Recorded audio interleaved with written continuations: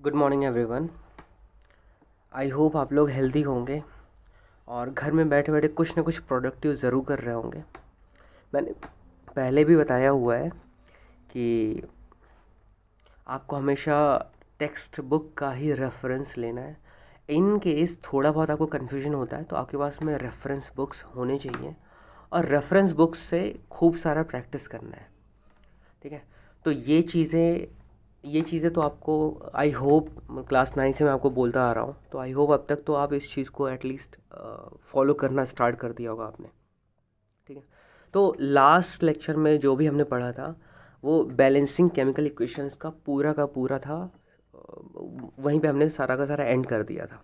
ठीक है, तो उसके बाद से आपका रोल क्या बनता था? रोल ये बनता था कि उस पे बेस्ड जितने भी तरह के क्वेश्चंस हो सकते हैं आपको ढेर सारा प्रैक्टिस करना है। इतना अच्छा प्रैक्टिस करना है कि अगर बैलेंसिंग केमिकल इक्वेशन से रिलेटेड किसी भी तरह का क्वेश्चन पूछ ले तो आपको उसका आंसर आना ही चाहिए।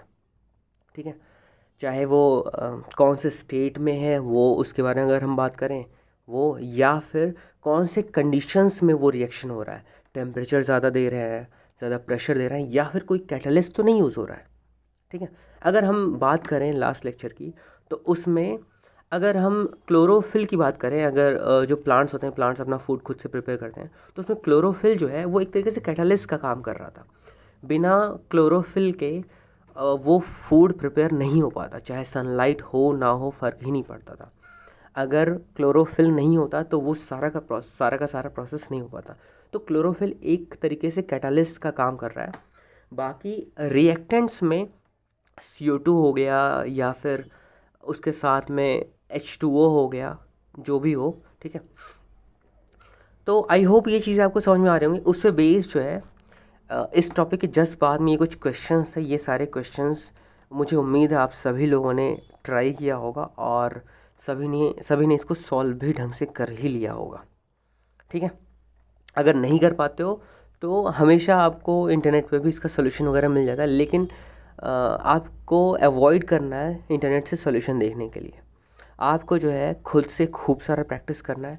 जब आपको लगता है कि हाँ ठीक है, अब मैंने जो भी मुझे आता था उस पूरे नॉलेज का इस्तेमाल कर लिया है और जो मुझे आता था वो मैंने बहुत अच्छे से उसको पढ़ा हुआ है, उसके बाद में टैली करना है आपको अपने अपने आंसर को और जो भी एक्चुअल आंसर है। फिर उसके बाद से आपको कंक्लूजन में पहुंचना है कि आप कहाँ तक सही थे, आपने अगर मिस्टेक करी है तो कहाँ पे मिस्टेक करी हुई है। ये चीज़ें आपको, तो एक बिल्कुल बेसिक आइडियाज़ हैं, ये आपको हमेशा ध्यान देना है। ये हो सकता हो अभी पता नहीं कभी एग्ज़ाम होगा नहीं होगा, उसके बारे में हमें आइडिया नहीं, लेकिन इंपॉर्टेंट थिंग इज़ कि आप घर में बैठे हो, घर में बैठे बैठे आपकी प्रोडक्टिविटी बहुत ज़्यादा बढ़नी चाहिए। क्लियर है? प्रोडक्टिविटी इतनी ज़्यादा बढ़नी चाहिए कि एटलीस्ट अगर आप 12th तक साइंस वगैरह ले रहे हो या फिर केमिस्ट्री वगैरह आपको अगर पढ़ना है तो सीधी सी बात है, आपको ये इक्वेशंस वगैरह, केमिकल रिएक्शंस वगैरह कहीं भी आपको छोड़ के जाने वाले नहीं हैं।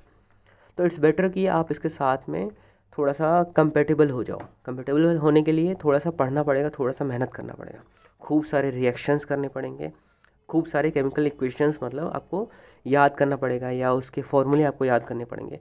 जो भी करना हो करो, लेकिन ढेर सारा प्रैक्टिस करना बहुत ही ज़्यादा ज़रूरी है। बैलेंसिंग ऑफ केमिकल इक्वेशन कम से कम आपको कुछ नहीं तो 40-50 इक्वेशंस तो आपको प्रैक्टिस करना ही करना चाहिए। ठीक है, भले ही आपको इजी लगता हो, कुछ इजी होंगे कुछ मुश्किल होंगे, लेकिन करना आपको सारे के सारे हैं। इतना प्रैक्टिस कर लो कि फिर कभी दोबारा ना भूलें। तो अगला टॉपिक स्टार्ट करते हैं, types of chemical reactions.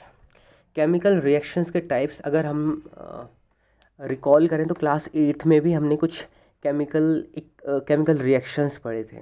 Metals का एसिड के साथ में, मेटल्स का बेस के साथ में, फिर नॉन मेटल्स का एसिड के साथ में, नॉन मेटल्स का बेसिस के साथ में, फिर उसके बाद से डिफरेंट टाइप ऑफ मेटल्स का ऑक्सीजन के साथ में, ऐसे करके कुछ हमने खास रिएक्शंस देखे थे और सबसे आखिरी में हमने डिस्प्लेसमेंट रिएक्शन देखा हुआ था।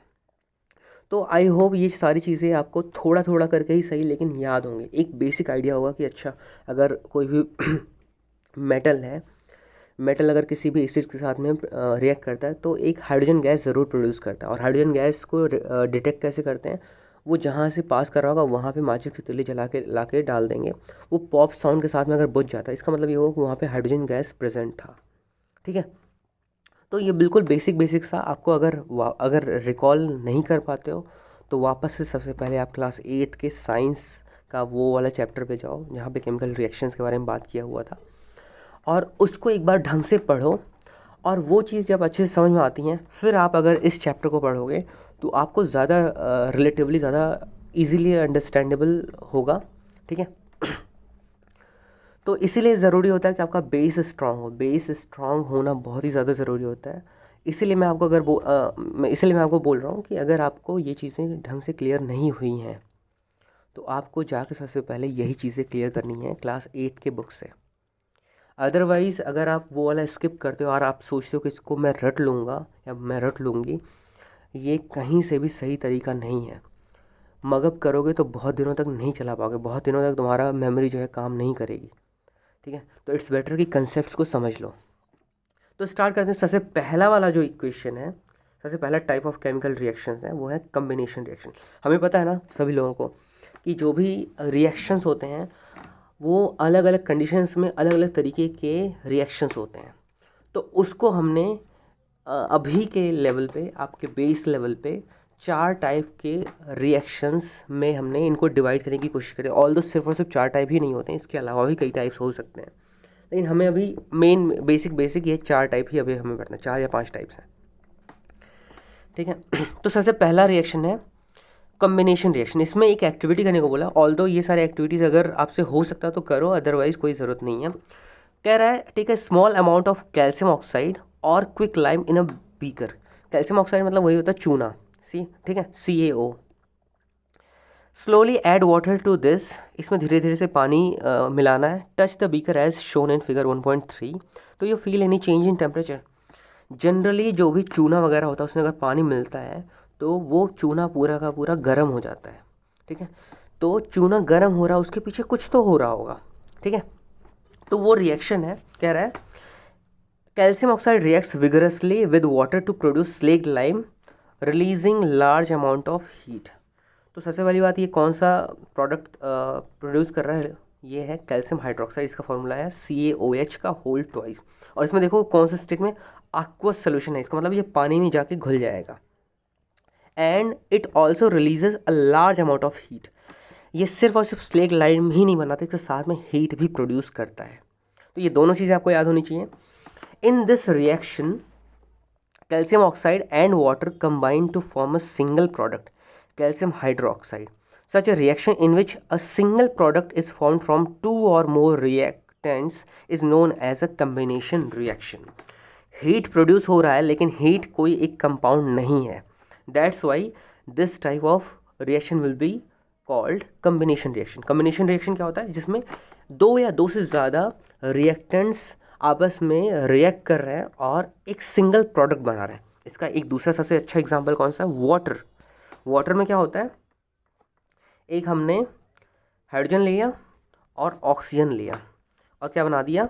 H2O। अच्छा देखो, ये क्या रिएक्शन बैलेंस्ड है? तो आंसर है नहीं। इसमें प्रोडक्ट में ऑक्सीजन कम है, ऑक्सीजन एक ही एटम का है और रिएक्टेंट में ऑक्सीजन 2 है। तो इसको बैलेंस करने के लिए मुझे क्या करना पड़ेगा? जो सबसे बड़ा वाला कंपाउंड है जिसमें सबसे ज़्यादा नंबर ऑफ एटम्स हैं उसको पहले पिक करना। तो वो है H2O। H2O को हमने पिक किया। अब इसमें ऑक्सीजन की कमी थी, हाइड्रोजन तो बैलेंस था दोनों में।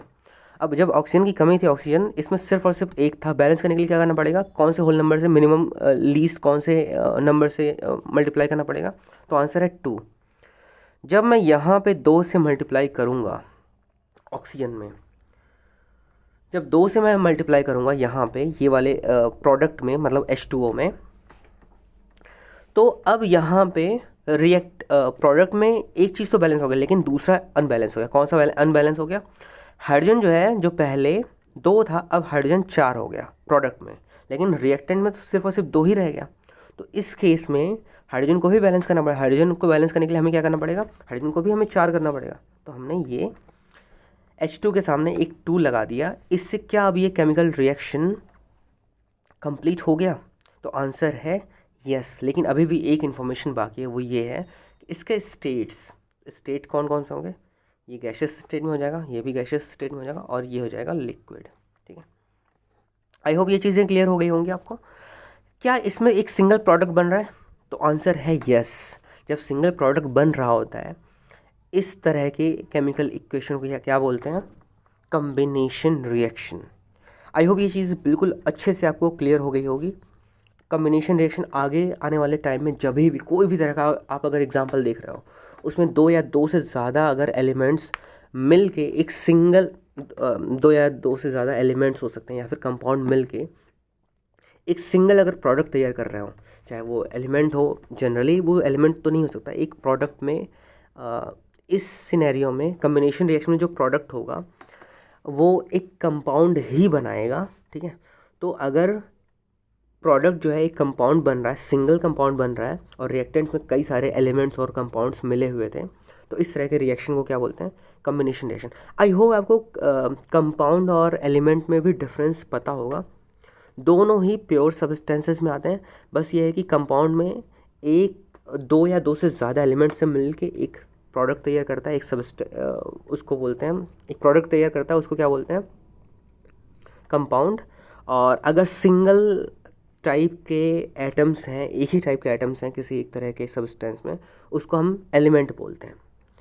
तो आई होप ये चीज़ें आपको क्लियर हो गई होंगी। आगे बढ़ते हैं। एक कुछ फन फैक्ट दिया हुआ है। Do you know a solution of slaked lime? Slaked lime क्या होता है? CaOH का होल ट्वाइस, है ना?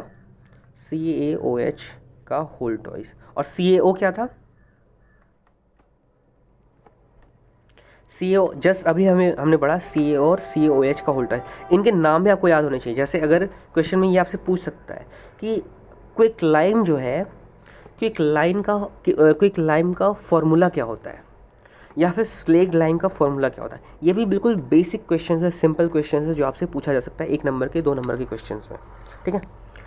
तो क्विक लाइम्स या ये पढ़ते हैं इसको। A solution of slaked lime produced by the reaction 1.13 is used for white washing walls. तो सॉल्यूशन रिएक्शन 1.13 कौन सा था? जस्ट यही अभी हमने पढ़ा जो, ठीक है। 1.13 का यूज़ करके ही हम वाइट वॉश करते हैं वॉल्स को, ठीक है। Calcium hydroxide react slowly with carbon dioxide in air to form a thick layer of calcium carbonate on the walls. तो कैल्शियम हाइड्रोक्साइड ये हो गया जिसको हम स्लेग लाइम बोल रहे हैं। ये किसके साथ में रिएक्ट करता है? कार्बन डाइऑक्साइड के साथ में। कार्बन डाइऑक्साइड कहाँ से मिल रहा है? एटमॉस्फेयर से मिल रहा है। And they make a new product, they make a new substance that is called calcium carbonate, ठीक है। तो वॉल पे वो आके तैयार हो जाता है, एक नया प्रोडक्ट तैयार होता है जिसका नाम है calcium carbonate. Calcium carbonate is formed after 2 or 3 days of whitewashing and gives a shiny finish to the walls. तो जब ये रिएक्शन स्टार्ट होता है कैल्शियम हाइड्रोक्साइड का CO2 के साथ में, तो तुरंत के तुरंत जो है रिएक्शन कंप्लीट नहीं होता है, तुरंत के तुरंत प्रोडक्ट नहीं बनता है। It takes over period of 2 to 3 days। उसके बाद में ही वो कैल्शियम कार्बोनेट में कन्वर्ट होता है और वो एक वॉल को शाइन देता है, एक शाइनी फिनिश देता है। It is interesting to note that the chemical formula for marble is also calcium carbonate, CaCO3, ठीक है। तो CaCO3 आपको याद रखना है, ठीक है। CaCO3 किसको बोलते हैं? कैल्शियम कार्बोनेट को बोलते हैं। CaO किसको बोलते हैं? क्विक लाइम को बोलते हैं। CaOH किसको बोलते हैं? स्लेग्ड लाइम को बोलते हैं, ठीक है। तो दोनों ही चीज़ें पूछ सकता है। कैल्शियम हाइड्रोक्साइड भी बोल सकते हैं, कैल्शियम हाइड्रोक्साइड का फॉर्मूला क्या है, या फिर स्लेग्ड लाइम का फॉर्मूला क्या है, या फिर ये पूछ सकता है CaOH का जो होल ट्वाइस है इसका कॉमन नेम क्या है। तो कॉमन नेम क्या है? स्लेग्ड लाइम। क्लियर है? ऐसी कैल्शियम कार्बोनेट जो है ये एक तो वाइट वॉश जब कर रहे थे वहाँ पे कैल्शियम कार्बोनेट तैयार हो रहा था, ऊपर से जो मार्बल्स वगैरह होते हैं, मार्बल्स में भी CaCO3 ही होता है। यही नहीं, हमारे बोन्स में भी कैल्शियम कार्बोनेट ही होता है, ठीक है।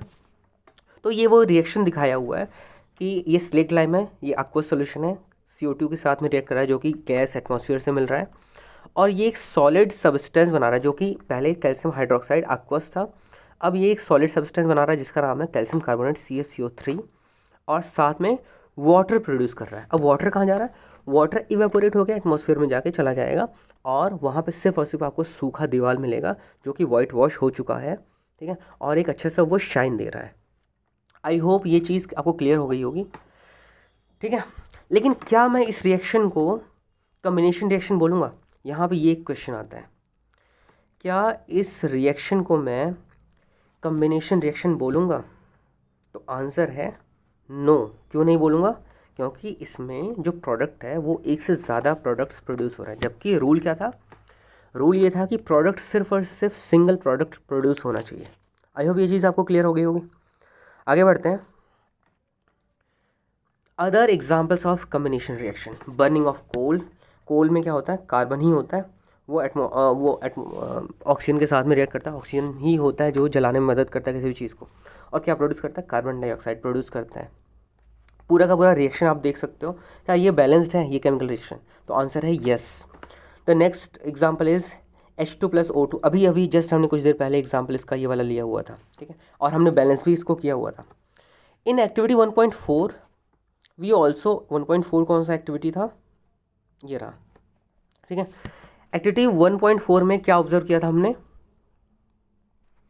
We also observe that a large amount of heat is evolved. This makes the reaction mixture warm. Reactions in which heat is released along with formation of products are called exothermic chemical reaction. तो exothermic chemical reaction क्या है?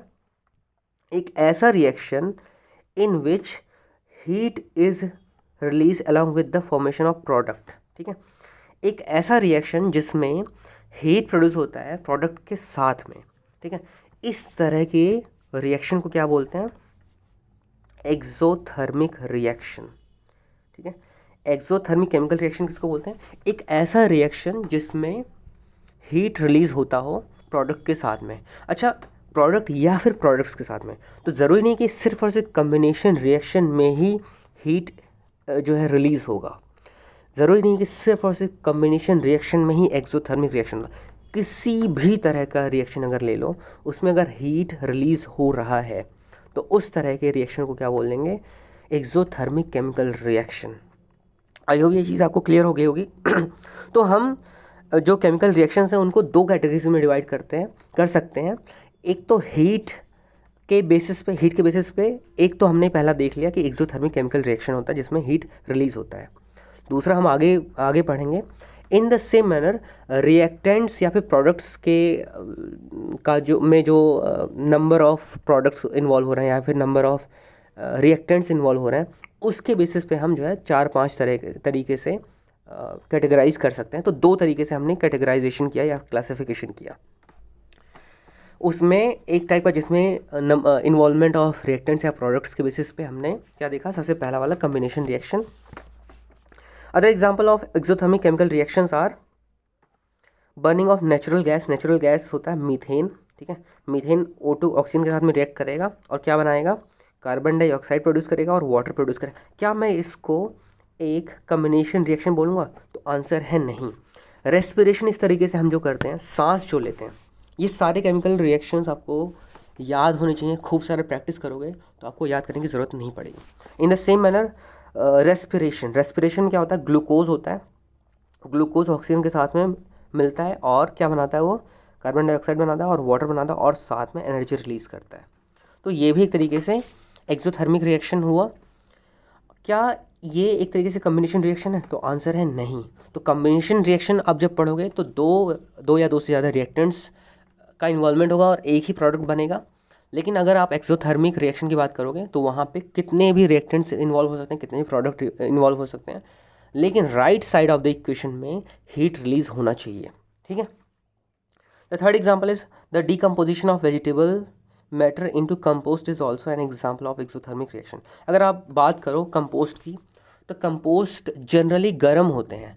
अगर आप गलती से अगर आप अंदर हाथ डाल देते हो कंपोस्ट वगैरह में जहाँ पे सड़ रहे हैं ये जो भी वेजिटेबल्स हैं या फिर अदर बायोडिग्रेडेबल चीज़ें जहाँ पे सड़ रही हैं, वहाँ पे अगर आप हाथ डालो तो वहाँ पे भी आपको कुछ गर्म सा महसूस होता है। तो वहाँ भी एक्सोथर्मिक केमिकल रिएक्शन हो रहा है। आज के लिए इतना ही रहने देते हैं, बाकी हम नेक्स्ट लेक्चर में आगे कंटिन्यू करेंगे। Thank you.